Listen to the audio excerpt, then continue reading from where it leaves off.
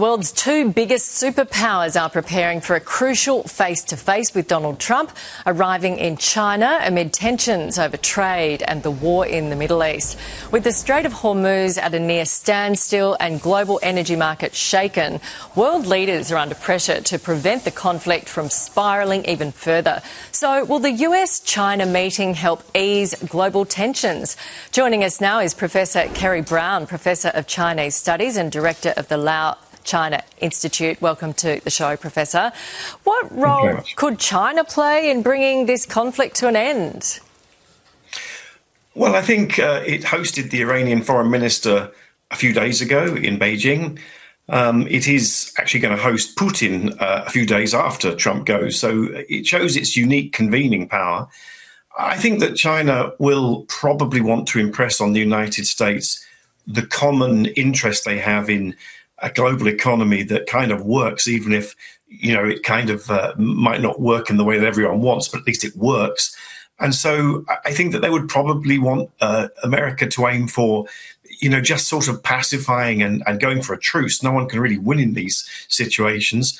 That's probably not what Trump wants to hear. But I think for China, it will be, well, you can leave this sort of conflict on top.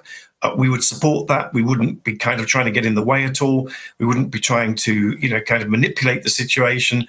And that would be for the good of everyone, because at the moment we're all facing high inflation, higher energy costs, and that is not sustainable. So will they get anywhere with working out what on earth's happening in the Strait of Hormuz? Well, I think that it's clear that Mr. Trump would like an exit from this. I mean, I think most people agree on that. And it's clear that China is not in favor of this situation too. It gets, I think, about 13 or 14% of its oil from the kind of strait from Iran.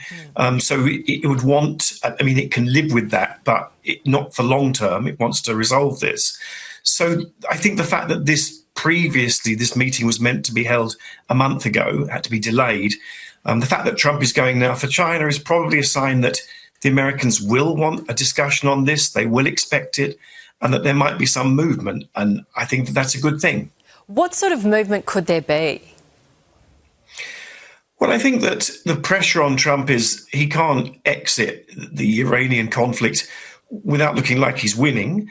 What China could do is not necessarily about Iran, but it could offer things about market access to China. I mean, Trump sent out a Truth Social post while he was flying over to China saying, we're going to open the country up like never before. He's taken a big delegation of tech bosses like Musk and, Cook from Apple and others. I think that China obviously expects that they will have to do something about tariffs. They will have to do something about buying more American goods. They can offer these things. They can make a promise anyway. That makes that makes America look good. It makes Trump look like he's, a great deal maker. Obviously improves his domestic situation.